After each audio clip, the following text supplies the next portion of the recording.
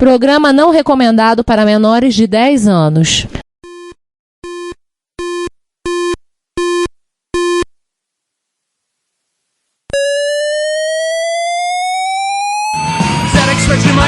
Dragon Vic and R1, Commodore 64, Amsterdam and Acorn Electron, cheaper BBC Micro.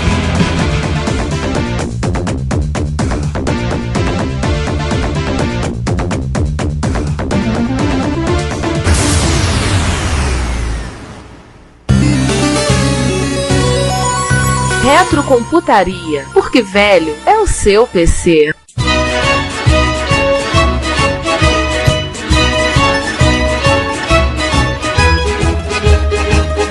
Observação, o Giovanni tem uma opinião sobre TK3000 que eu acho que, além de fazer todo sentido, eu concordo com ele. Na verdade, eu tenho duas opiniões, né? Eu acho o TK3000 assim, o melhor clone de 2E lançado. Ele tem teclado numérico auxiliar, coisa que a Apple ela demorou 10 anos para colocar. Um bloco numérico. Bloco numérico no computador deles. Você pode reparar isso, assim, é só em 87 que o Apple II é platino que eles se renderam. Lembrar que o Apple II é platino é o último Apple II feito pela Apple, né? Mas a Apple não vendia teclado numérico separado? Não, vendia pro Macintosh. Acho que até chegou a vender. Tá. Mas todo fabricante de clone de Apple II e Apple II Plus, já desde o início já colocava numérico auxiliar. A Apple não. A Apple dela não precisa digitar número. Sim, tive um contato com o 2E num computador de um professor assim, em 88, 87, 88. Assim, é uma máquina que eu adorava brincar com ela. Brincar, entre aspas, de eu ficar usando, ficar mexendo, né? E o TK3000 2E Compact, que foi um modelo lançado depois, que era a versão menor, tamanho reduzido, do próprio TK3000, que vinha já com expansão de RAM 128K ou com 320K de RAM já embutido, e a interface de impressora e também de drive, eu acho assim, ele por pouco também não é o melhor clone micro Apple II compacto que a ser lançado. Faltou o drive. Se ele tivesse o drive, ele ganhava do Laser 128, né? Ele até conseguiria ganhar do Laser 128. E tinha Mas detalhe. aí era preço, né? Aí você ficava muito caro. Era preço e tinha questão também de que, enfim, era complicado achar drive de 3,5 no Brasil. Não, de 5 portas.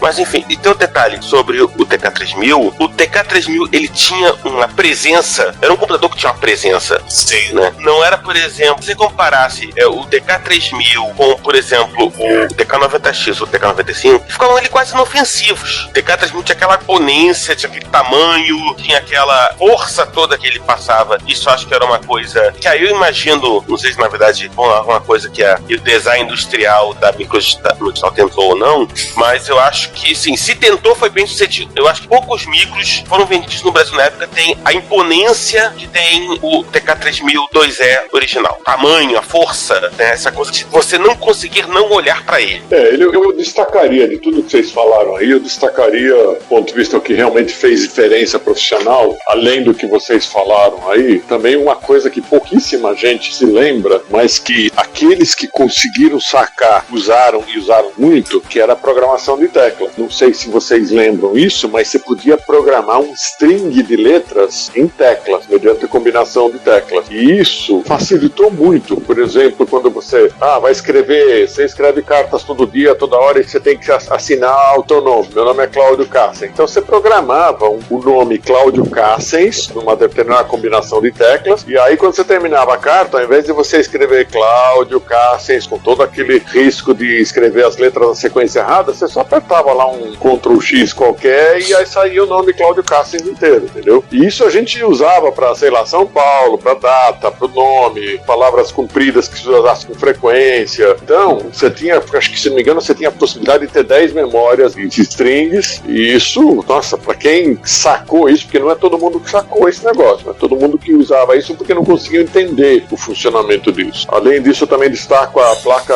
RAMWorks, que, se não me engano, dava 2 megabytes para a memória, que também foi muito vendida. A placa RAMWorks, eu lembro muito das propagandas. Obrigado por lembrar. Eu ia comentar sobre isso, porque essa placa foi importantíssima. Ela tinha propaganda também que era revista. Não era TK-Works? Por isso que eu tô te falando, as características importantes que eu me lembro, além das que vocês citaram, era essa, que tinha o teclado numérico, sim, mas o numérico eu não sei até que ponto funciona muito. Tinha a qualidade do teclado, porque quem digitava muito, como tinha dupla impressão, aquelas teclas não desbotavam de jeito nenhum, não estragavam de jeito nenhum. Tinha a questão da acentuação, tinha a questão da programação das teclas, tinha a questão do RAMWorks, enfim, que ela chamava TK RAMWorks, acho que é o TK-Works. TK-Works, TK-Works, TK-Works. Então, esses eram os pontos assim, mais principais, tá? E o Drive, principalmente depois que virou Drive de... Putz, como é que era? Começou com o Drive 360, depois virou o Drive não sei das quantas, que aumentava muito a capacidade, e depois até no final, até o Drive de 1.4, acho que conseguiu ser adaptado nele também. Vocês chegaram a fazer um protótipo da interface de 13,5.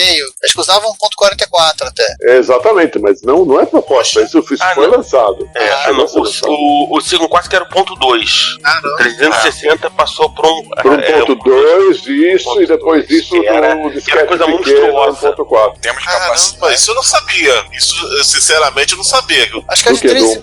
1.4? Não, eu lembrei agora. A 13,5 é a placa que o pessoal, às vezes em quando, fica perguntando em fórum de Apple II como vai pra funcionar. Porque o cara só consegue comprar a placa, mas nunca vem a documentação. Não, nós chegamos a oferecer isso no mercado, mas isso foi bem no finalzinho já, sabe? Isso foi Aliás, bem no finalzinho nós oferecemos isso e oferecemos HD também. Mas isso foi muito pouco produzido, o HD era muito caro, enfim. Mas havia o produto pronto para isso, os dois. Caramba, então quem tem hoje em dia, guarde muito bem, é raríssimo, né? É raríssimo, não foi produzido muito não, é raríssimo. Tipo 1.000 cada um? 1.000? Não, aí, né? Eu tô falando HD, se foi vendido sem HD foi muito. Caramba. E 1.4 mega, sei lá, talvez 200, sei lá, também não foi muita coisa não, foi produzido muito pouca coisa. É raríssimo mesmo, porque, pô, deve ter sobrado hoje em dia uns 20. Ou menos, provavelmente. Só pra fechar aqui um ponto do TK3000 e o negócio dos advogados. Os advogados são importantes em alguns casos. No livro Prime the Pump, David Welsh, não lembro o nome dele, ele comenta, ele criou um editor de texto pro TS-80, né, o TS-80 monocromático. Ele conta que, sim, a principal clientela dele no final, até por conta de um amigo dele que era advogado, o amigo dele chegou para ele saber que entendia que ele sabia de computador, ele começou a perguntar, queria informatizar o meu escritório para fazer, isso sem acento, tá? Para fazer meus documentos legais. Eu tô pensando, na época vendia um sistema que custava uma pequena fortuna. No final ele se manteve com a máquina de escrever e o David apresentou o programa dele, o cara adorou o programa. Ele fazia propaganda do texto do amigo. E encontro de usuário, encontro de advogado, apresentava, mostrava, ele faz estudo de caso, propaganda da empresa. Tem outra coisa que eu lembrei sobre essa questão dos advogados e secretárias. Um tempo atrás, eu li que um dos primeiros usos do Unix fora dos laboratórios da Bell foi justamente envolvendo advogados e secretárias, porque por um motivo simples.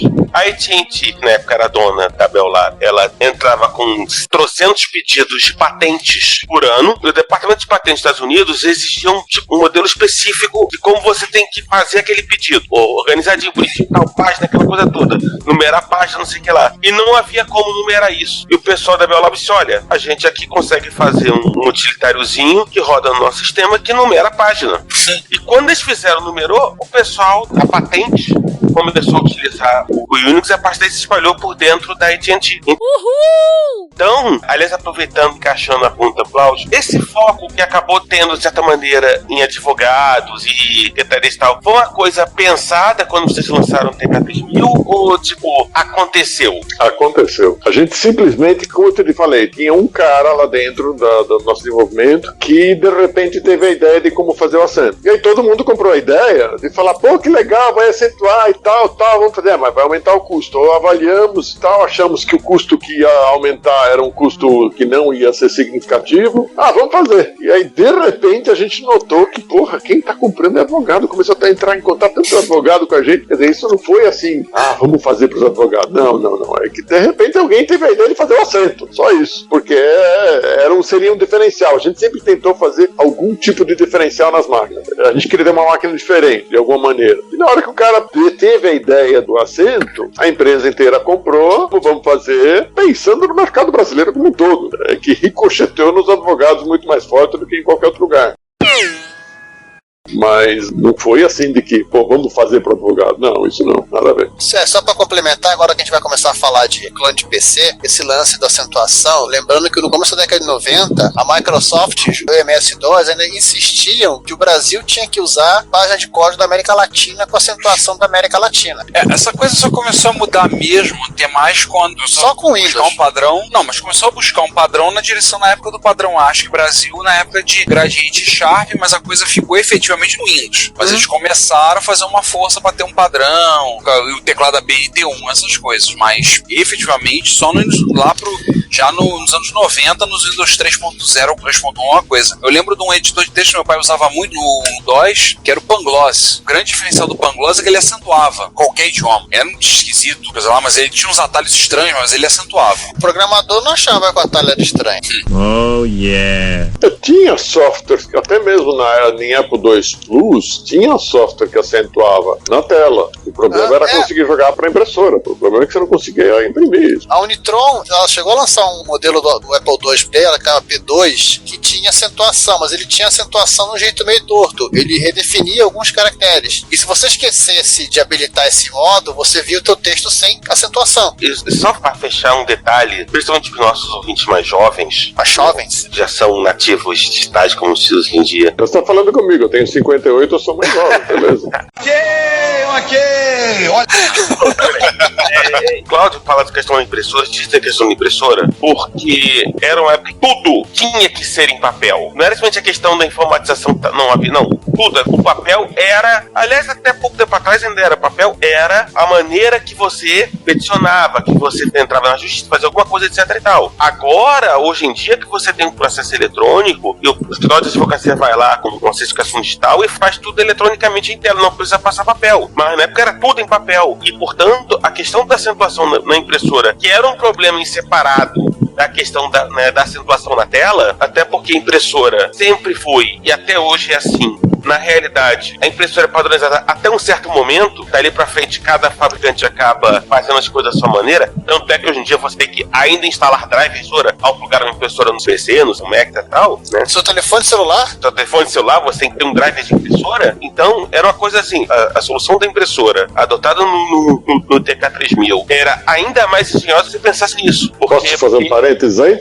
Pode. Então, eu não sei qual a formação de vocês, mas vocês sabem o que é uma tabela verdade na eletrônica digital?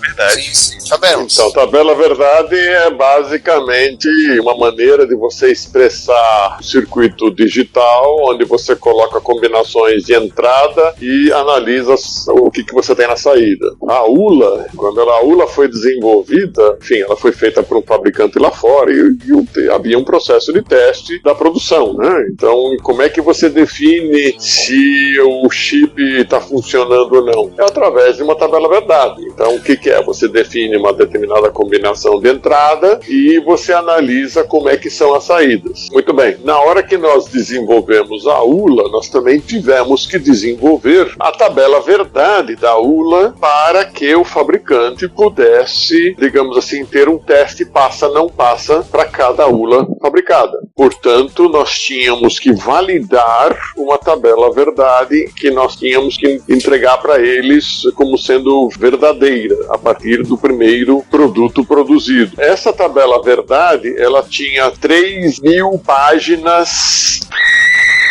daquelas páginas de impressora de 80 colunas, eu acho que eram 20 linhas por página. Tá? Então eram 3.000 páginas impressas, era um calhamaço que pesava, você não tem ideia de quanto, e nós tínhamos que checar essa tabela verdade de 3.000 páginas para verificar se está tudo certo e se essa tabela verdade poderia ser usada com controle de qualidade. E que você fala de papel, aí eu me lembro desse calhamaço de papel que a gente teve que ficar investigando e olhando. O próprio esquema da ULA, ela foi feita uma única vez, só existe um único, existe ou existia, porque eu acho que não deve existir mais, um único esquema desenhado a nanquim em papel vegetal, do tamanho acho que A0, e esse era o único esquema da ULA que chegou a existir. A gente fazia todas as correções ali em cima, e eu não sei onde está esse esquema original, se é que ele ainda existe ou se ele já foi pro lixo ou degradou, sei lá o que, mas só existiu um único esquema da ULA, não existia mais nada a não ser aquele esquema.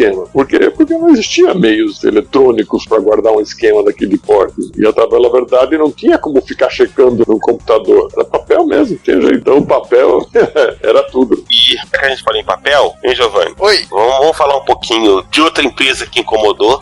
A Quer dizer, Microtech. né? A Microtech eu não lembro, eles foram depois comprados pela Digital? Foram, né? Foram. Microsoft comprada de tudo. Então hoje ela é HP. Bom, Digital foi comprada pela Compaq comprada pela HP, enfim. A Microsoft A pizza sabor IBM, né? A Microsoft também, né, se aventurou pelo lado dos PC compatíveis. Por volta de 87, eles lançaram o TK Extended, que era um XTzão padrão, clássico. Todo XTzão tinha no mercado. Na verdade, acho que 87 virou moda. Devia ser uma febre nas empresas tanto de eletrônica como empresa que sequer tinha referência com eletrônica de ficar lançando clone de XT no mercado brasileiro. Lembrar que em 87 a CCE lançou o MC5000, que era um PC XT, e a Taurus lançou um PC. Taurus, fabricante de armas. Eu lembro. Igual, revólver, computador, tudo igual. Tudo você, tanto um computador quanto uma arma de fogo, você pode fazer uma monstruosa cagada, né? Sim. Dá até pra matar, né, pessoas. Jogando em cima, né? Olha que dependendo do computador, você consegue matar se você arremessar na pessoa. Aí, pelo que dá pra verificar, isso tava no tk90x.com.br, no site, e no Old Computers, eles têm a mesma informação. Além do TK Extended, teve o LT1600D, que é de 1990, que era um notebookzinho XT. Muito provavelmente um modelo chinês, trazido com rebrand para vender no Brasil. Eu acho que eu vi uma máquina dessas em algum encontro de usuários em São Paulo. Não lembro agora se foi o pessoal de Apple ou o pessoal de Tend. Alguém levou uma máquina dessa. Ou foi Jahu até, eu não sei. Não, Jahu acho que não foi, não, se não lembraria. E por último, o tal do TK Portable, que era um modelo portátil. Eu tinha o prospecto desse troço. Eu não sei como se for parar nas minhas mãos. Não faz o menor sentido ter recebido isso, acho que em 91, 92, do TK Portable. Que esse tem cara de do vapor. Apenas foi anunciado, mas não chegou a ser fabricado pela Microdigital. Você lembra desses computadores na empresa, Cláudio? Sim. A sequência não é bem essa como você falou, mas vamos lá. TK Extended, na verdade, depois que a gente, digamos assim, desmamou da linha Apple, a gente falou, tá bom, temos que ir pra linha PC, porque esse é o futuro, tá todo mundo indo e tal. Mas aí nós sofremos de um mal que atinge as empresas que têm certa fama. Quer dizer, nós começamos a estar muito inchados e nosso poder de reação diminuiu, a burocracia era muito grande, blá. Eu vou dizer que nós entramos meio atrasados no mercado de PC, porque a gente vivia TK3000, entendeu? Que foi o maior produto da empresa de todos os tempos. Então, a gente tem que ir para aí. Tá bom, então fizemos o TK Extended, mas cadê o diferencial? Então, o TK Extended foi um produto fadado a um fracasso, porque ele era um XT igual aos outros, com detalhe, com uma empresa que se tinha tornado cara. Então, o nosso TK Extended era bem mais caro que a concorrência e não tinha nenhum diferencial. Então, realmente, o TK Extended, cadê o diferencial? E aí nós fomos achar o diferencial, e o diferencial foi o TK Portable. Esse sim foi o diferencial. Então, mal lançou o TK Extended, nós começamos a trabalhar no TK Portable. E esse TK Portable, ele vendeu, e vendeu bastante, sim. Legal. E foi bem antes do outro lá que você falou, do LT1600. Então, esse TK Portable, ele era o primeiro, aí nós conseguimos de novo o diferencial. Foi o primeiro micro que você conseguia transportar. Ele era uma espécie de uma mala, ele tinha uma alça em cima, ele tinha um visor LCD que, na época, olha, LCD. Então ele tinha um visor LCD 640x480, que era algo fantástico para a época. Tinha drive e HD, que também era uma coisa assim, para um portátil ter drive e HD, nossa senhora. Enfim, foi também um micro muito interessante. Não vendeu como o TK3000, longe disso, vendeu muito menos, mas vendeu mais que o TK Extended, porque tinha esse diferencial. Mas ainda assim, vender mais o quê? Sei lá, eu acho que nós produzimos 500 peças, 1000 peças desse, ele não conseguiu vender mais. Então, beleza, esse foi um produto que deu um certo diferencial de novo, só que aí já começaram a surgir no mercado, quer dizer, enquanto a gente lançava o TK Portable aqui no Brasil, no mercado exterior começaram a surgir os primeiros laptops, na época chamava laptop, não era notebook ainda, né? E aí a gente se sentiu meio traído. A gente aqui no Brasil, o primeiro portátil tamanho de um cão, e lá fora tem ratinhos pequenos que eram os laptops. Então foi por isso que também acabou não vendendo tanto assim, porque era caro, o pessoal que comprava ficava olhando o produto que tinha lá fora, mas lá, olha o laptop tamanho e olha o peso. O porta não pesava 20 e poucos quilos, quer dizer, ou 18 quilos, assim. pesava. Nossa. Então era. Não. Segundo a propaganda, tá no pessoal do TK90X digitalizou, o gabinete pesava 9,85 e a sacola era... Não, pesava mais. Sem mais. HD, sem HD. Sem HD. Ah, Esse tá. Do HD mais talvez a versão básica só com flop, talvez pesasse um pouco mais. Só com os drives, né? Né? Um drive.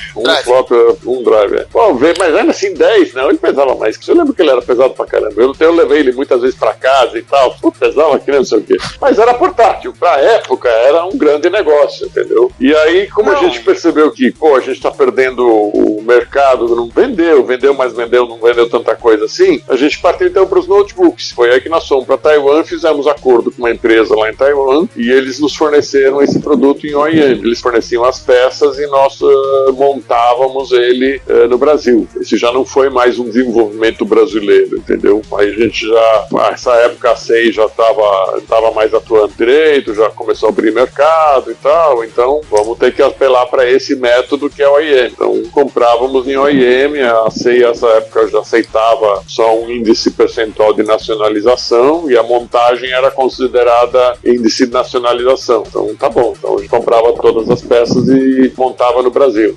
Esse era chamado de First. First no sentido era para ser o primeiro notebook brasileiro, entendeu? Por isso First. LT 1600 era para ser apenas um modelo, porque havia o LT 1600 e havia o LT 2600. O 1600 era com flop de 1.4 e o 2600 era com HD. Você não dava para ter os dois, era ou um ou outro. E uma outra pergunta, você falou que, assim, os dois incomodaram, uma foi a Gradiente e a outra foi a Microtech. Em que a Microtech incomodou a Microdigital? Porque ela se tornou, né, exatamente nessa época, a Microtech começou a incomodar porque é ela que teve a vanguarda na área de PCs, entendeu? Então, enquanto na época dos TK90 nós éramos líderes de mercado, enquanto na época do TK3000 nós voltamos a ser líder de mercado, porque teve uma época onde a liderança passou pela linha 2 Plus, né, a Apple 2 Plus, que era de fabricante A, B, C ou D, inclusive acho que a Microtech também fabricava o 2 Plus, e aí depois disso nós nos tornamos líder de novo com o TK3000, só que aí entrou a era PC, e na era PC a Microtech deitou e rolou, ela que era a líder do mercado, entendeu? E nós corríamos atrás, tentamos correr atrás com o Portable, até foi legal, o mercado gostou, mas estava caro. Aí nós fomos pro First, só que aí com o First nós tivemos um outro problema aí com o governo, e aí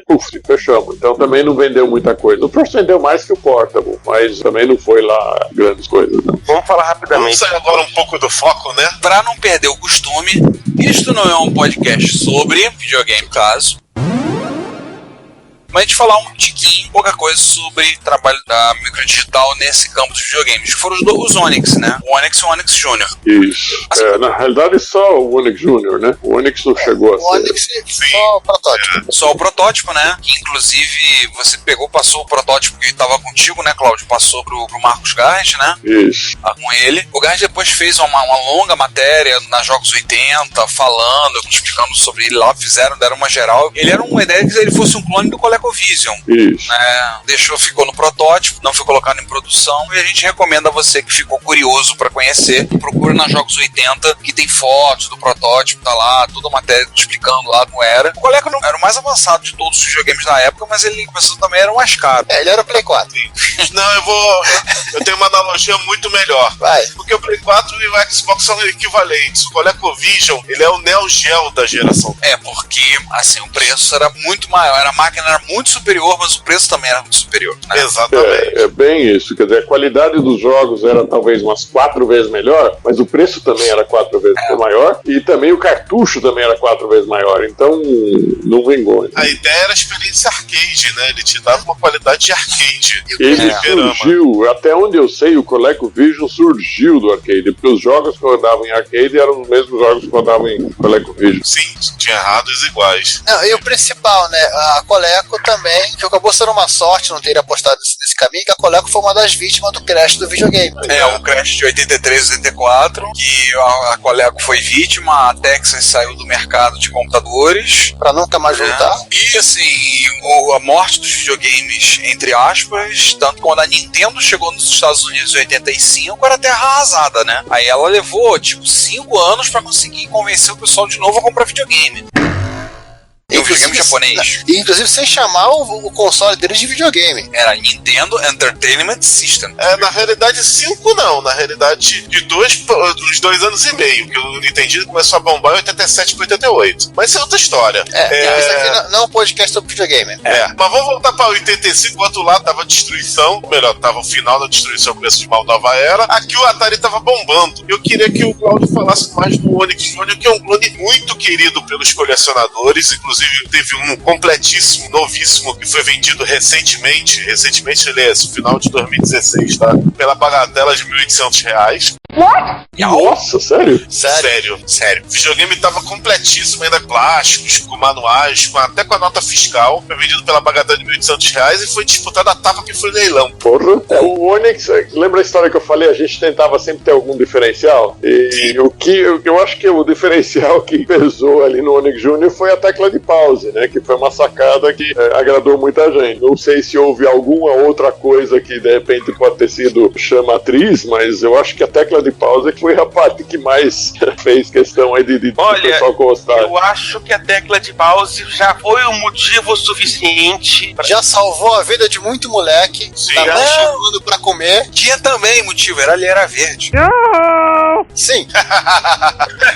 É verdade, o console verde não era sempre que você via. Não, mas na boa, a pausa era uma grande sacada, cara. Porque assim, eu tive Atari 2600, tem um agora, o meu tem pausa, entendeu? Mas foi colocado, tudo. Mas, cara, a pausa era um diferencial que fazia muita. Era uma coisa que pesava muito. Você falou, lembrando vem comer, moleque, sai da frente dessa televisão, sai da frente, vai queimar esse vídeo, vai queimar a TV, vai fazer mal pros teus olhos. Lembrando pro nosso ouvinte novato aí, que a pausa só virou padrão na geração do Nintendo e do Master System. Na geração do Atari isso não existia. Foi uma coisa inédita. Nem os clones internacionais, esse Gemini, né, que a própria colega fez fazer um clone de Atari, tinha esse recurso. E a gente apanhou um bocado com esse negócio de pause, viu? Porque na época que a gente estava trabalhando em cima disso, que a gente teve a ideia de fazer o pause, a ideia passou por 20 ou 30 ideias e projetos diferentes, e cada vez que a gente tentava fazer uma maneira diferente, ele perdia dados, perdia pontuação, perdia não sei o quê, até que finalmente a gente conseguiu chegar no circuito que acabou saindo pra rua, mas nós apanhamos. E alguns jogos, se não me falha a memória, tem jogo que não se dá muito bem com o pause, mas como eram poucos os jogos que não se davam muito bem com o pause, a gente deixou do jeito que tá, né? Se dá bem que do tipo, ele dá crash, né? Tu dá pausa ele dá crash, ele dá um crash. Eu vi de propaganda da época que havia a citação de que alguns jogos a tela poderia se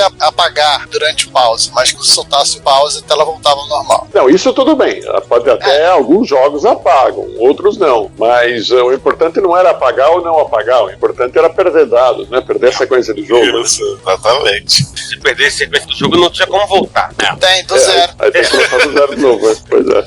Mas considerando que foi uma implementação de hardware e todos os jogos não tinham essa, posso dizer... Porque também tem isso. Não tinha isso? Não tinha isso na programação, poxa, foi um efeito colateral mínimo. Só com curiosidade, esse Onyx Jr., quando nós começamos a vender, era o produto que menor lucro agregava à empresa. Lucro que eu digo, o preço de venda sobre preço de custo, né? Só que depois que o pause começou a virar, digamos assim, famoso, né? Que o pessoal começou a falar da pausa, a coisa inverteu. Daí pra frente ele passou a ser um dos produtos que mais lucro agregado tinha, porque no começo era apenas mais um Atari, né? Como apenas mais um Atari, a gente tinha que entrar no mercado com preço bom, né? Só depois que a pausa se espalhou é que a gente pôde ter uma rentabilidade maior. Mas mesmo assim, nunca foi assim, carro-chefe da empresa. Como eu disse, os carros-chefe da empresa sempre foi o TK-90, não o 95, foi o 90 e o TK-3. E uma última pergunta sobre o Onyx Jr. Pra que servia aquela porta misteriosa atrás dele? Mistério. Eu também não lembro muito bem qual que era a finalidade daquilo não, cara. Eu sei que na época teve uma ideia, mas puta, se eu perguntar agora qual foi a ideia, todo mundo achou legal a ideia, mas tá bom, vamos fazer. Não é que ninguém anotou, acabou não vingando, né? Acabou não vingando. Em algum lugar tá anotado, cara. Mas, puta, isso 30 anos depois eu não vou lembrar, não. O periférico que vocês iriam fazer. Não era, eu acho que não era bem periférico. A gente acho que ia colocar, porque aquilo lá não deixa de ser um computadorzinho. Sim, a gente ia colocar, se não me engano, alguma coisa do tipo assim, um tecladinho, alguma coisa assim, pra transformar ele mais num micrinho, entendeu? Mas a coisa não acabou não vingando. E como é que era exatamente a gente ia colocar isso? Como é que ia se processar isso? O programa de operação, o cartucho ia ser o programa, atrás ia ser o teclado, a televisão já estava ligada. Então era assim algo, acho que o cartucho virava o programa que você ia executar, por exemplo, uma planilha Excel, alguma coisa assim. Por trás você colocava, acho que um tecladinho, mas era um tecladinho especial, não era um tecladinho normal. E a televisão era como no TK-35, a televisão é o vídeo, né? Então você tinha ali chance de fazer ele se tornar um micro. Então a gente ia vender ele, olha, é o único videogame que vira micro. Mas como exatamente isso ia ser feito, eu não lembro mais de detalhes, não. São 30 anos, né? Aliás, 32. 30 Muita anos. gente tá escutando a gente, pode ter menos que isso. Pois é. É só lembrar o seguinte também, né? 30 anos, você fala de 30 anos, né? Uma coisa que eu sempre digo pra todo mundo. Hoje, você quer uma informação, vocês pegam, ligam o Google, puxa a informação de tudo que vocês quiserem. Como é que a gente puxava a informação? Pega o avião, vai para os Estados Unidos. A gente já tinha uma casa alugada na região de São Francisco, no Vale do Silício. Essa casa alugada, ela era ocupada quase o ano inteiro por alguém da empresa, ou era comprador que ia ficar um período lá, ou era pessoal de desenvolvimento ia lá para ficar um tempo, ou era o sócio que ia lá para ficar cheirando o mercado. Enfim, a casa quase o ano inteiro tinha alguém dentro dela, por exemplo, para a gente não gastar muito com hotel, era muito mais barato ter uma casa alugada. Eu fui muitas vezes para essa casa, cheguei a levar inclusive minha esposa, filhos, etc, para lá também. E lá, qual era o nosso Google da época? Era uma livraria chamada Computer Literacy. A gente ia na Computer Literacy, literalmente ficava lendo livro lá, comprando alguns, tentando se inteirar. Depois a gente ia nas lojas ver o que existe, o que não existe. Quer dizer, esse negócio de virtual Google, na época era papel, era livro. Quantas vezes eu não voltava com 30, 40 quilos de bagagem de livro, só pra gente ficar estudando tecnologias e tudo mais aqui, entendeu? Era um método nosso de a gente pesquisar, aprender. Isso, inclusive, rendeu muito reconhecimento de empresas americanas. A turma recebia convite para trabalhar em empresa americana, principalmente depois da ULA. Porra, eu recebi proposta de emprego. Como é que você conseguiu fazer o reverse engineering da ULA? Sabe? Isso era uma coisa que surpreendia os americanos. E a gente recebia proposta de emprego lá fora por causa disso, entendeu? Então, era uma vida extremamente mais difícil do que a hoje. Hoje você senta na frente do computador, confortavelmente no seu escritório, e tem até tudo que você quer de informação na tua frente. Tudo também não, porque obviamente tem muita coisa escondida por sigilo e tudo mais. Mas ainda assim, você quer saber como é que funcionam os novos microprocessadores? Você vai na internet e você acha. Naquela época eu queria saber como é que funcionava o 6502 da Apple, tinha que pegar o avião e ir lá na Computer Literacy comprar. Dava pra comprar um livro via internet e não existia internet, e nem sabia que livro existia. Como é que você ia ficar sabendo dos livros que existiam lá fora? Tinha que ir ver, pessoalmente. Assim a gente comprava ferramentas de teste, assim a gente, enfim, fazia softwares de design de circuito impresso. Teve viagem que eu fiz com $7 mil no bolso, morrendo de medo, porque eu nunca tinha carregado $7 mil na minha carteira. Por quê? Porque eu ia comprar um software para fazer o design gráfico do circuito impresso, entendeu? E também não existia cartão de crédito internacional como existe hoje, então tinha que levar, e cartão não podia pagar $7 mil, então tinha que levar $7 mil físicos na mão, no bolso, para ir lá na loja e comprar o software, entendeu? São coisas assim, sabe? Era um outro mundo, não é o mundo que a gente vive hoje, não, é um mundo completamente diferente. Essas coisas assim que os jovens de hoje não têm a menor ideia do que... e aí, tá bom, vamos fazer uma mudança, beleza, como é que comunica com a empresa? Telex, cara. Tem que achar uma estação de telex em algum lugar e passar um telex pra empresa. No começo nem o fax existia, depois apareceu o fax, aí facilitou um tremendo, mas no começo era telex. Procurava as estações de telex em São Francisco pra poder passar uma mensagem curta pra alguém, entendeu?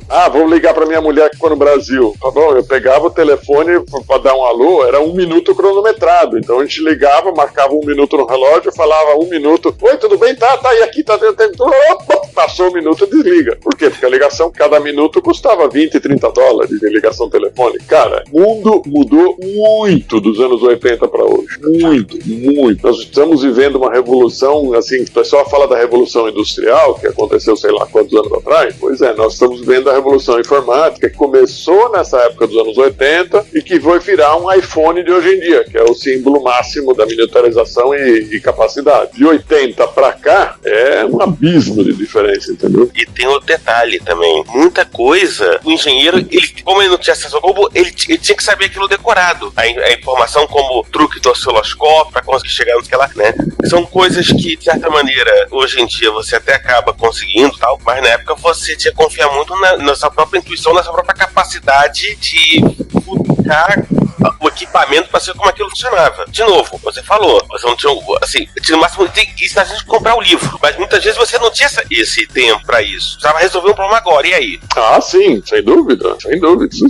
Mas isso também, só fazendo um parênteses, tem que nos Estados Unidos comprar o livro, isso também era um motivo pelos quais os nossos produtos eram mais caros, tá? Aqui no Brasil. Isso entrou nessa história da reserva de mercado, isso foi um dos motivos, porque todo mundo falava, o produto era mais caro. Tá bom, mas tinha um custo isso. Não é que a empresa, pelo fato do produto ser mais caro, não significa que a empresa vivia nadando no lucro. Não, ela investia na gente, nos profissionais, nos produtos. Pô, ficar viajando para os Estados Unidos, uma viagem para os Estados Unidos custava 3, 4 mil dólares cada um. Hoje você consegue por 700 dólares, isso 30 anos depois. Você não tem ideia. 30 anos atrás, $1 não vale $1 de hoje. E ainda assim, hoje você consegue por 1.000, naquela época tem que ir por 3.000. Quer dizer, então faz essa proporção de custo, você vai entender por que na época tudo era muito mais caro. Nossas viagens constantes, de tecnologia e tudo mais, parte de instrumentação, como você falou. Porra, para levantar a ULA, você tem 2 canais. Beleza, como é que você faz 2 canais? Tá, um você deixa no clock para ter uma referência e o outro você vai analisar um sinal. Aí você vê um pulso acontecendo naquele sinal. Mas que momento aconteceu esse pulso? Em relação ao clock, você sabe. Mas em relação ao resto? Para saber em relação ao resto, você tem que começar a criar situações no qual você consegue entender em que momento aconteceu aquele pulso naquele segundo canal, uma vez que o primeiro canal estava preso no clock. Hoje em dia a coisa é simples, mas se você pegar a ULA, por exemplo, tem alguns detalhes dentro da ULA. A ULA é um tremendo contador que tem lá dentro, beleza, um contador de, sei lá, 15 bits, 18 bits, eu não me lembro mais quantos bits tem. Só que se você pegar um contador, que são, no fundo, uma sequência de flip-flops, quando você muda, por exemplo, de tudo 1 para tudo 0, vai mudando bit a bit, você não imagina o retardo que tem entre o primeiro bit até o último bit mudar. Só que a própria frequência de clock era mais rápida do que isso. A frequência de clock, se não me engano, era alguns megahertz, e esses alguns 7 megahertz, acho que era. E esses 7 megahertz, ou 14 megahertz, nem 7, era 14. Então, o clock de 14 megahertz, para você conseguir fazer o contador todo mudar de estado, fazer reconhecer esse estado novo como sendo um estado novo, para causar uma coisa nova, porra, mas só nisso já passou o ciclo do clock, porque a eletrônica era muito mais lenta do que isso. Então, você tem que criar artifícios, criar, sabe, caminhos para conseguir acelerar uma eletrônica que não era tão rápida como hoje. E tudo isso você tem que descobrir via osciloscópio. Então, você não tem ideia de como era essa parte, como essa parte foi difícil naquela época de conseguir fazer. Hoje, qualquer eletrônicazinha, sei lá, microsegundos muda de estado. Naquela época nós estávamos falando de milissegundos, entendeu? Então, existe uma evolução em todos os níveis. Isso que eu quero dizer. Existe uma evolução no nível da informação, existe uma evolução na parte tecnológica, existe um nível de evolução na parte de instrumentação, existem evoluções tremendas em todas as áreas. Tudo isso não havia naquela época. Tudo isso tinha naquela época um senso de custo que fazia as coisas ficarem mais caras, verdade? As coisas ficaram mais caras. Bom, vamos falar um pouco de música. Apesar desse não ser um podcast musical. Então, posteriormente, devido às situações até que o Cláudio já comentou, as questões relacionadas que mais afetou a empresa, no caso o governo, as ações da CEI e principalmente Plano Collor. Você quer que eu fale um pouco sobre isso? O que afetou o nosso governo, a empresa, muito, não foi nem a CEI, nem o Plano Collor. Claro, o Plano Collor foi decisivo sim, mas o que muito afetou a empresa no fundo, foi o governo do Estado de São Paulo, porque o governo do Estado de São Paulo montou uma licitação que era para comprar 1.000 notebooks do tipo lá da Cliffhurst, do LT, agora não me lembro se era 1.600 ou 2.600, acho que era 2.600, que era com HD, só que a licitação exigia que você fosse um fornecedor único, esse fornecedor único entregasse 1.000 notebooks com 1.000 impressoras trabalhando dentro de um veículo, de um carro, ou seja, alimentado por 12 volts. Como não existia impressora de 12 volts, tivemos que também então ter um inversor de 12 volts para 110 para montar isso dentro de 1000 veículos. O veículo o governo do estado forneceria, e seriam aquelas peruas, não sei se vocês lembram, naquela época havia umas peruas branco, vermelho e pretas de fiscalização do ICMS, e essas peruas é que deveriam estar equipadas com este kit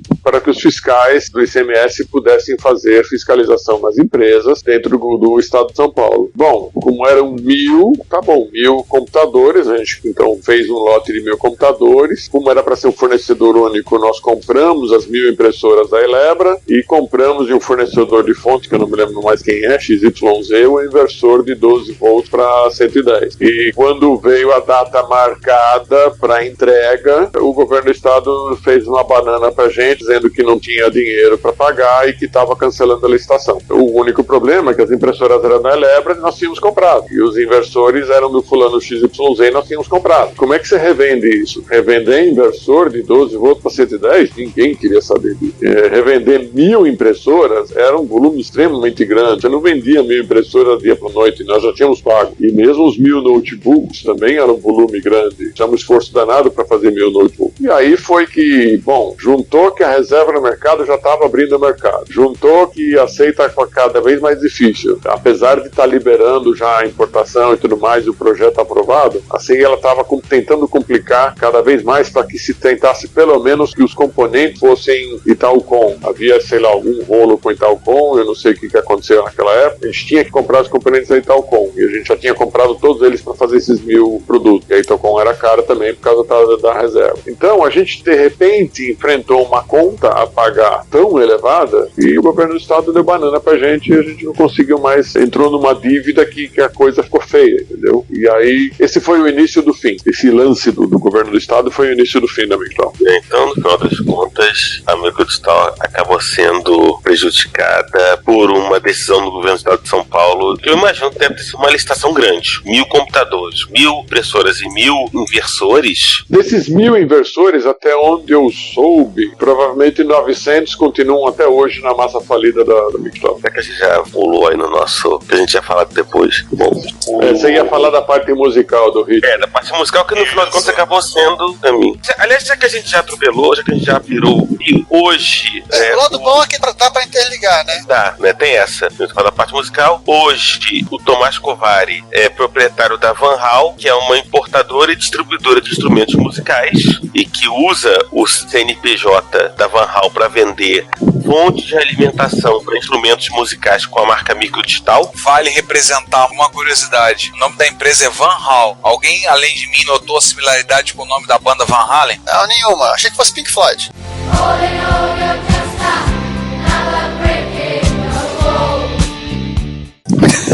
Ah, tá.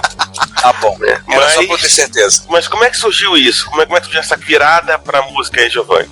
Ainda no comecinho, final da década de 80, começo da década de 90, a Microdigital lançou no mercado nacional um tecladinho chamado Rhythmic 2, que era fabricado por uma velha conhecida nossa, chamada Video Technology, foi conhecida vulgarmente como VTech, e que sim, eram esses teclados genéricos chineses. Inclusive, ele, pelo menos, o caso Rhythmic 2 era o mesmo modelo que a VTech vendia em Hong Kong. E que também, assim como foram os X387, nessa época também surgiram muitos tecladinhos no mercado brasileiro. Eu já lembro, por favor, a gente não ria. A CCE, ela chegou a vender no Brasil um teclado chinês de modelo chamado EK50X. No, God, please, no! Era uma série de teclados chineses genéricos que tem milhares de modelos. Aí tu botar um link aí de um site alemão e eles fazem hack em teclado chinês. Meu Deus do céu. Nossa. Os caras colocam mais opção, alteram alguns circuitos de saída de som e coisas assim. Meu Deus do céu. E que tem bastante documentado essa parte de parentesco, de família de teclado, né? Deve ter uma mais profunda falta do que fazer, hein? Não, rapaz, é um submundo do submundo do submundo do colecionismo.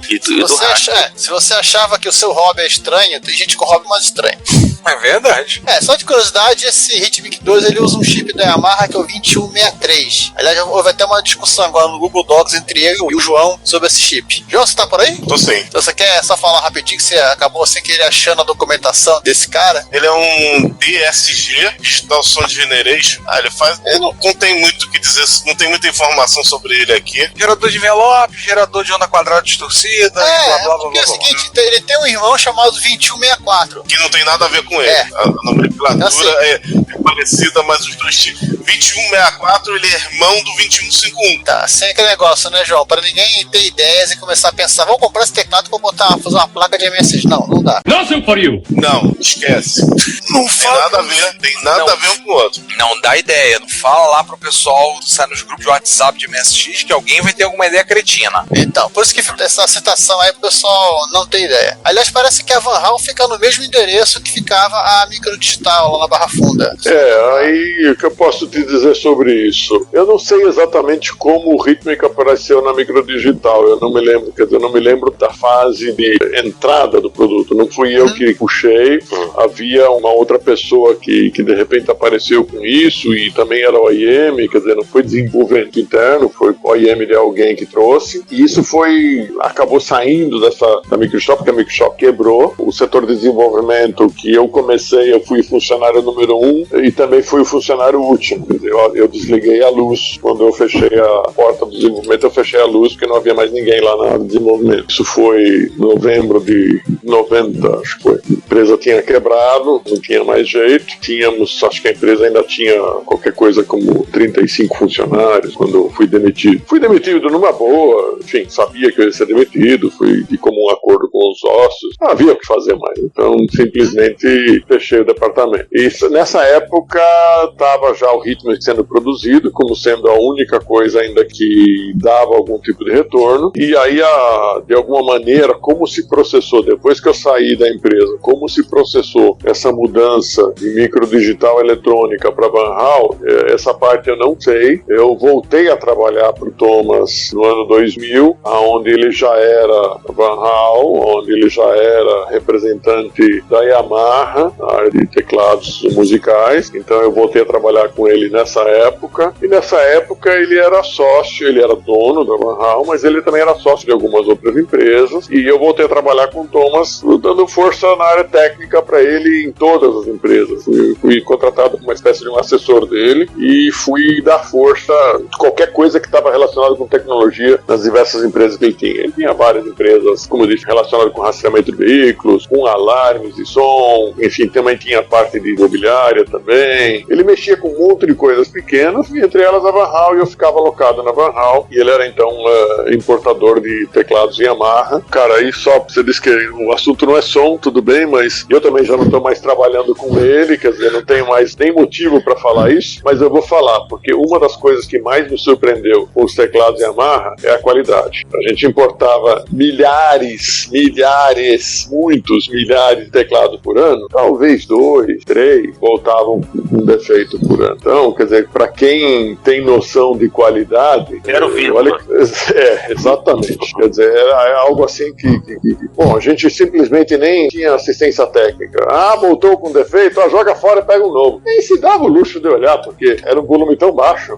Mas enfim, isso não tem nada a ver com o assunto de agora, e também não tô querendo fazer propaganda para eles, mas... Não, e se bobear, ainda deve ter muito desse teclado Yamaha portados pela Van Hal com 10, 15, 20 anos de serviço por aí, tocando nas igrejas, nas churrascarias. As melhores churrascarias do bairro. E etc. Era surpreendente. Mas enfim. Enfim. Essa parte então de Rhythmic, eu não... Voltando ao Rhythmic, né, eu não tenho muito... Eu lembro que o Rhythmic dava muito problema. Esse dava muito problema, mas não sei exatamente como entrou e como foi a transição disso para Van Hal e esse tipo de coisa, não tenho conhecimento. Bom, Giovanni. Sim, a gente chega ao nosso final, né? A gente chega ao final. Então, já que você chega ao final, eu vou contar apenas uma curiosidade. curiosidade. Pode contar quantas você quiser, porque, enfim. Nessa época, como eu te falei, a gente viajava pra fora pra ficar estudando. E não é nós, todos faziam isso. E pontos de encontro de todos que eu digo todas as empresas, né? Pontos de encontro de todo mundo era onde? Era nas grandes feiras, né? Então você tinha as feiras de Las Vegas, de informática, NCC, Condex, sei lá como é que elas chamavam todas, e tava todo mundo lá sempre. Então era mais fácil a gente encontrar o pessoal das empresas brasileiras lá em Las Vegas do que aqui no Brasil. Em Las Vegas a gente se trombava o tempo todo, né? E como curiosidade, numa das épocas em que nós fomos para uma feira e todo mundo comprando coisa, comprando produtinhos para colocar na mala e livros e tudo mais, tal, tá bom, vamos voltar. Como é que era o trecho de volta mais comum? Era Las Vegas, Miami, Rio, porque São Paulo, não, já tinha São Paulo já, não me lembro, acho que era Rio mesmo. E, bom, tá bom, então tá lá, fomos, tal, aí nós fomos pegar o famoso voo, também não tinha tantos voos como tem hoje, né? Então eram poucos os voos que haviam, então vamos pegar lá o famoso 440 ou 441, que eu não me lembro, qual era o de ida, qual era o de volta da Panam. Tá, então lá em Miami embarcamos todos no avião e foi pra pista, puta, e não decolou, defeito, tá, beleza, volta pro terminal, desce todo mundo, fica todo mundo esperando, horas esperando e tal, até que a empresa fala pra gente, a Panam chega pra gente e fala, olha, infelizmente só daqui a 2 dias vocês vão ter que passar uma noite no hotel, mas é o seguinte, Panam paga o hotel, mas tem que ter 2 pessoas por quarto, e organizem aí, e aí, claro, tem sempre um monte de gente que se conhece, e eu não tinha ninguém da Microdigital comigo naquele voo, naquele dia, que merda, então, tá, aí como começou a sobrar gente, aí a Panam fala, vocês dois vão, quem eram os dois? Era eu, gerente de desenvolvimento da Microdigital, e era o fulano, que eu já não esqueci os nomes, não lembro mais o nome dele, o gerente de desenvolvimento da Microtech. Oh my God. Aí parar no mesmo quarto, os dois querendo esconder um do outro os segredos do que nós pegamos lá na feira, porque a gente era concorrente tamanho enorme aqui no Brasil, e os dois dormindo no mesmo quarto. Resultado, nenhum dos dois dormiu, né? Os dois ficaram sempre um olho pegando o olho no outro, né? Quer dizer, são coisas assim que aconteceram na nossa vida que foi muito bizarro, mas enfim, foi muito gozado, né? Ele vai revirar minha mala, Claro, eu pensei assim. isso dele e ele pensou de mim, com certeza, né? Eu só escutava ele virando o tempo todo na cama e eu também virando o tempo todo na cama, porque, porra. Caraca! Então ficou o climão, não rolou nem conversa, né? Ficou aquele clima pesado. A conversa até rola, mas sabe aquela conversa de bobo, né? Onde nenhum dos dois quer falar nada direito, então tá frio, tá frio, não, tá, a feira tá foi ruim, boa, a né? feira foi boa. A feira foi boa, pois é. Encontrou com o Jobs, encontrei com o Jobs. Mas são fatos assim que são, enfim, faz parte do nosso passado e eu sempre me divirto quando me lembro disso, mas hoje em dia você quase fica sempre sozinho no quarto, mas naquela época também o hotel era caro, então a companhia era botou 2 por quarto, teve quarto lá com 3, inclusive. O que eu achei interessante é que foi na escolha, né? Você e você. Foi porque a gente tava na fila ali e tal, e na fila a gente até, como a gente se conhecia, a gente até tava na fila juntos, porque, enfim, você conversa, você conhece a figura, você fala com ele alguma coisa, né? Mas você não vai esperar que você vai ficar no mesmo quarto, porque aí você sabe que, porra, segredo industrial, então, sabe, tá bom, ficar na fila junto conversando é uma coisa, agora dormir no mesmo quarto, o famoso dormir com o inimigo, né? Mas é isso. Pois é. Muito bom, muito bom. Só pra complementar, hein, Cláudio, você comentou antes de a gente começar a gravar, você tava falando do clima, mas não era porque a gente tá todo mundo no meu quarto de hotel aqui agora, sobre a fábrica da Microdigital em Manaus. E sobre o calor que fazia lá. Manaus era um galpão, era puramente produção, quer dizer, no começo, vamos fazer assim, no começo a Microdigital tinha 2 endereços lá na Barra Funda, no mesmo quarteirão, na Rua do Bosque, no mesmo quarteirão você tinha o lado administrativo num lado do quarteirão e no outro lado do quarteirão uma área produtiva. Nessa área produtiva cabiam, sei lá, 50 montadoras e na área administrativa, que estava em cima de uma padaria, cabiam mais outros 30 negros, que eram toda a parte administrativa, RH, enfim, essas coisas todas, tá? E à medida que foi expandindo, aquele lado tinha 50 montadoras, não tinha mais como, e começou a surgir o benefício fiscal da Suframa lá em Manaus, então tá bom, então vamos montar uma empresa lá, vamos montar a produção lá, porque você tinha realmente benefícios fiscais fazendo isso. Então eles compraram colocaram lá um galpão, tinha que ser comprado, não podia ser alugado, era uma das exigências da Suframa. Então comprou-se um galpão lá, e esse galpão era, na parte da frente havia administração, trabalhava só meia dúzia de pessoas lá na frente, com ar-condicionado. O galpão cabiam acho que 400 montadoras lá, porque nada era de máquina, era tudo manual, né? Toda a inserção de componentes, solda. Depois de tempo comprou-se máquina de solda, mas no começo era tudo manual. Chegou a ter 300, 400 montadoras lá. No fundo tinha uma área de testes, aliás, não era de teste, era de conserto para aquilo que saía com defeito da produção, e tinha mais uma na lateral, toda uma prateleira, que era a prateleira de burn-in. Então todos os micros que a gente produzia ficavam ligados por, se não me falha a memória, 48 horas para ter certeza que eles iam funcionar. 48 horas de micro ligado ali nas prateleiras laterais. Só que lá é muito quente. Eu cheguei a ir algumas vezes para lá, onde a temperatura ambiente, em determinadas épocas do ano, chegava a 40 graus. Claro, 40 graus fora. Só que dentro do galpão eu não sei se fazia mais calor ou menos calor. Estava na sombra, mas era abafado. Tá certo que tudo quanto que as janelas abertas, tinha ventilador de teto e tal, mas era muito abafado lá dentro. E eu sou descendente de europeu, que essa temperatura era um inferno. Mas enfim, a curiosidade maior era quando eu ia para lá para testar algum método de produção, ou enfim, fazer algum tipo de trabalho técnico, onde eu tinha que me deslocar da administração, que tinha ar-condicionado, para a área onde trabalhavam os técnicos para consertar os equipamentos. Era atravessar o galpão, apenas isso. Mas para atravessar esse galpão, eu pensava 20 vezes, 30 vezes, tô com tudo, será que eu não preciso de mais como você tem lembrado aí durante o tempo aí, papel, né? Será que eu não preciso de mais algum papel, mais algum esquema? Porque para atravessar o galpão para ir da administração à área de teste era um negócio assim de terror pelo calor que era. E ainda assim o pessoal lá tava montando, trabalhando, tal. Uma vez ou outra alguém se queixava de calor, mas assim numa boa, sabe? Como a gente se queixa, tá quente hoje, né? E para mim era um inferno atravessar um galpão na sombra da área administrativa à frente e para o laboratório do fundo, ou vice-versa. Terrível. Não sei como as pessoas conseguem se acostumar com um calor tão grande assim. Isso fez parte da nossa história. Qual o fim desse galpão hoje, eu não sei. Não faço ideia como é que foi esse galpão. Vou fazer uma última pergunta aqui, pelo menos a minha aqui.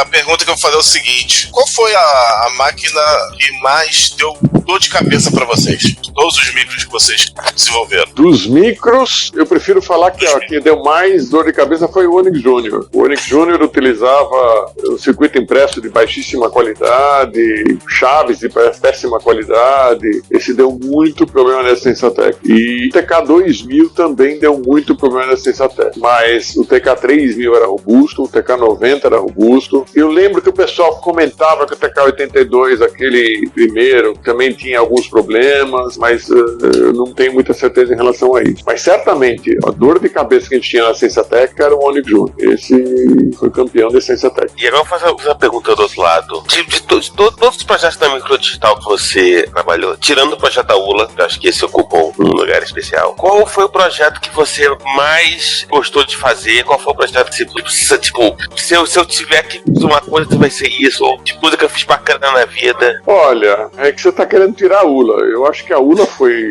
o tchan do ponto de vista profissional eletrônico, porque ela representou muito desafio. A MMU e a IAU, que vieram depois, não representaram nem a metade do desafio que representou a ULA. Então tudo bem, então devolva a ULA. Sim, tá bom. Devolvendo a ULA, teve muito segredo eletrônico dentro dela que a gente teve que caçar para conseguir fazer ela funcionar. Sabe, detalhes que também cansaram, como por exemplo a tabela verdade que comentei aí. Então, para você ser atento e checar que 3.000 linhas de código estão corretas, é algo assim, sabe, incrível. E foi fantástico porque nós fizemos isto uma vez. Isto é, nós fizemos o projeto, revisamos o projeto, tivemos que analisar as 3.000 linhas e aí quando foi para a produção saiu íntegra, saiu funcionando de cara.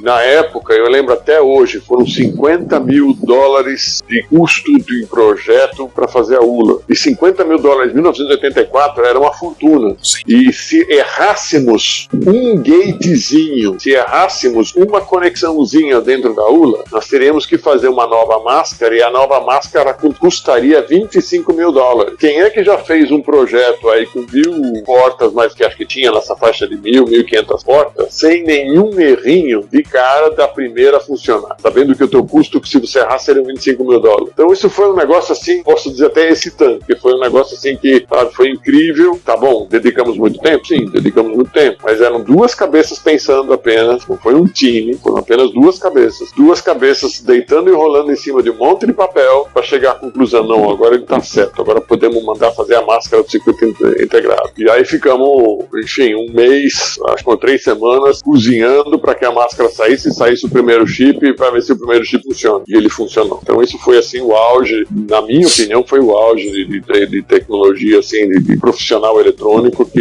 da minha carreira. Tá? Que também, o que eu gostei muito, embora a ideia não fosse minha, foi a parte do TK3000 nessa parte da acentuação e do teclado programável. O teclado programável, para você ter uma ideia, embora ele não fosse muito conhecido, pouca gente tivesse usado, eu gostaria que tivesse hoje, em qualquer micro, um teclado programável. Eu sinto falta até hoje, nenhum micro tem essa facilidade de você pegar, por exemplo, as teclas do computador moderno, de F1 a F12, que tem várias funções, mas se eu pudesse programar na tecla F1 Cláudio Cáceres, na tecla F2 São Paulo, ou São Bernardo do Campo, onde eu morei um tempo, sabe? Cada vez que eu escrevesse alguma coisa dessa, eu apertava até F1, saía o meu nome inteiro lá. São coisas assim que eu acho que foram muito legais e até hoje não existem. Então são coisas assim que eu sinto falta, que acho que só esse micro teve, nenhum outro tem. Você precisa hoje, eventualmente, de um software especial para fazer alguma programação, mas eu nunca achei uma solução parecida como essa que a gente tinha. Então isso é uma coisa que eu sinto falta até hoje. E só um detalhe, hoje mais que você tem de programação em teclado de micro, são nos teclados gamers que você tem, os bons teclados gamers que você tem a possibilidade de programação de macros. Muitas vezes o pessoal que joga até mais a sério e tal, usa muito isso, usa muito macro, mas provavelmente não é a mesma coisa do teclado programável do TK3002E. Isso é uma coisa muito limitada em comparação. Eu concordo, faz falta. Às vezes, alguns softwares eu uso vendo apanhar atalhos de teclado para poder usar, e alguns eu consigo definir alguns atalhos, mas ainda não é uma coisa tipo para qualquer software. Consigo, por exemplo, no software que a gente usa para fazer edição podcast, eu criei uma sequência de atalhos de teclado para facilitar o processo, mas só nele funciona isso. Eu não consigo ter isso em outra, tipo, no ambiente em geral, como o Claudio falou. Apertou F4, por exemplo, e colocou meu nome. Já escreveu meu nome todo. É um pouco isso, um pouco dos teclados de celular que você com previsões, né? Previsões erradas. Depende do teclado que você usa. Alguns fazem previsões muito erradas. Você tá dançando aí. Alguns fazem previsões muito erradas, outros fazem previsões erradas, outros fazem pouco errado, mas todos eles vão errar em algum momento. Mas você tem pelo menos a previsão, porque a previsão é um negócio, mas tá limitado ao celular, tá limitado em determinadas situações, entendeu? Sim. Mas quer falar de novo, a previsão não é macro, né? Até porque a macro é programável e você pode fazer coisas muito mais complexas com o teclado programável do que com a previsão. Sim. O que você tem de programação nesse nível hoje é o pessoal que trabalha com Emacs, trabalha com VI, até com Eclipse e outras IDEs para desenvolvimento de software, né? Você tem os autocomplete, você coloca lá o do e ele já faz toda a estrutura do UI para você, mas mesmo assim é aquela coisa, é o software, não é o hardware. A outra coisa que eu queria ressaltar, que não tem mais nada a ver com a microdigital, tem a ver com o Brasil, né? Uma das coisas que mais me impressionaram nessa vida profissional toda, que eu andei viajando muito por aí, entre elas principalmente Las Vegas, que eu estava citando agora há pouco, é que nós vivemos num país de merda. Você vê, por exemplo, uma construção, que vocês não são de São Paulo, não é Brasília, outra é Rio e tal, mas aqui em São Paulo nós temos aquele que foi montado como fura-fila uma época, depois disso estão agora fazendo aquela linha de metrô elevada, na Avenida Espraiada. Porra, como é que funcionam essas obras todas?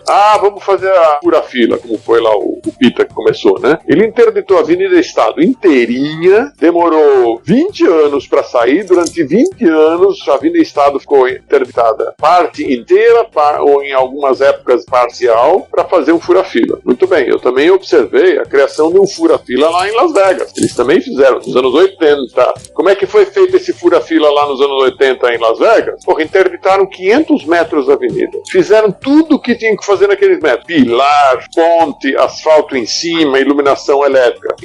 Terminou aquele pedaço, vai para os 500 metros seguintes. Bom, se não é 500 metros, talvez seja 1 quilômetro, não sei, não. 1 quilômetro não era, 500 metros. Então você vai construindo uma situação dessas, criando um caos de trânsito por 2 quarteirões. Então, 2 quarteirões ficam interditados, faz tudo, termina tudo, libera aqueles 2 quarteirões, vai para os 2 quarteirões seguintes. Aqui no Brasil, como é que a gente faz isso? Interdita tudo. Eu sei que eu mudei totalmente de assunto, mas me dá raiva de ver como é que nós aqui no Brasil trabalhamos com tudo nessa vida de uma maneira extremamente complicada. A gente cria essas situações horríveis pelos nossos políticos, querendo ganhar em cima de tudo, enquanto que a situação é simples. A via elevada ajuda, beleza, faz rápido. O metrô ajuda, tá, faz rápido, mas faz interditando trechos pequenos. Não para metade de uma cidade fazendo agora, entendeu? Então essas são coisas assim que você vai vendo como funciona lá no exterior, e aí você fica com mais raiva ainda do que acontece aqui nesse país. E essa parte também que eu já citei, de que, nós estávamos criando uma massa crítica. Aqui em Campinas havia um laboratório, vocês mencionaram o CID,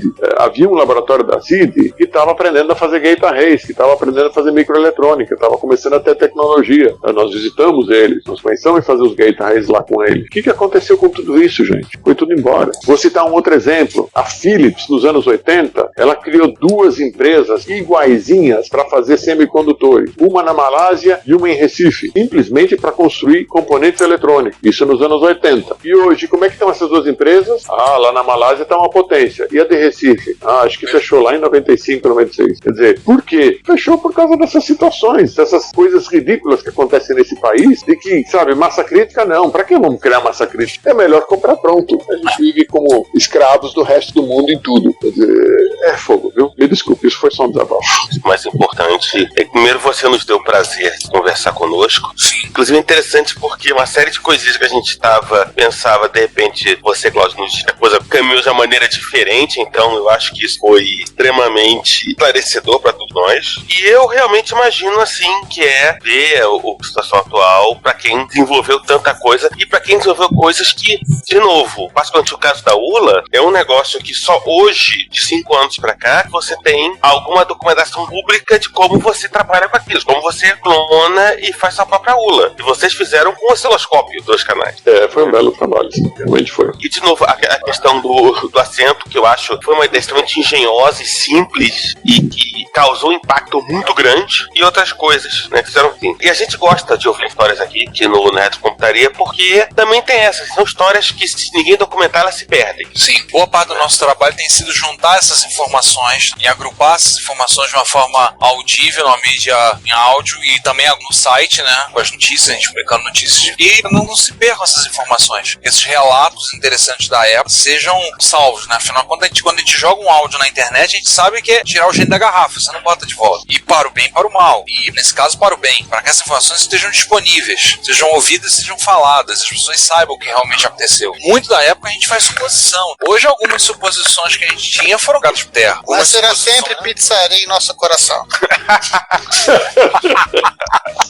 E em nosso estômago também. Mas sempre será metade com queijo, metade calabresa. Sim. Não, você quer fazer aquela pizza nova que tá no mercado hoje? Metade bacon com ovos e a outra metade taco, com uma faixa de massa no meio recheado com requeijão? Muito bom. O famoso muro do Trump. A pizza chama muro do Trump. Pois é, né? Só por curiosidade, eu citei dos engenheiros Vita que a gente tem, tá? Esses engenheiros Vita, os que trabalhavam com a gente, estão todos trabalhando no exterior, tá? A massa crítica que nós desenvolvemos, tá toda ela trabalhando no exterior. Nenhum deles ficou no Brasil. Enfim, a nossa massa crítica tá toda lá fora. Então, vamos fechar então? Vamos. Acabou a minha água. Vamos fechar. Isso é um problema. Acabou sua água. Mais uma vez, e aí também em nome dos nossos ouvintes, Cláudio, muito obrigado por você ter passado esse tempo conosco, contado essas histórias, contado suas lembranças, feito desabafos, que são desabafos que eu acho também relevantes e contado causos muito bons. E, enfim, as portas continuam sempre abertas. De novo, mais uma vez, muito obrigado. Eu tenho certeza que os nossos ouvintes vão agradecer muito mais do que nós estamos agradecendo agora. Eu Agradeço o tempo que vocês gastaram comigo. É interessante poder lembrar coisas de 30 anos atrás, coisas que até sabe que tem coisas que estão enferrujadas, que também não lembro mais, mas enfim, é sempre bom rever esses fatos, essas curiosidades. Eu agradeço a oportunidade de falar com vocês. Eu também aqui gostaria de agradecer ao Cláudio. Realmente, a minha visão sobre a empresa Microdigital mudou, que com o passar do tempo, muita informação se perde, outras informações a gente nunca ficou sabendo, né, dos bastidores, então rolava sempre as lendas, né, entre lendas também, as revistas também fomentavam também informações, algumas delas não eram tão precisas, e também a assessoria... Nossa!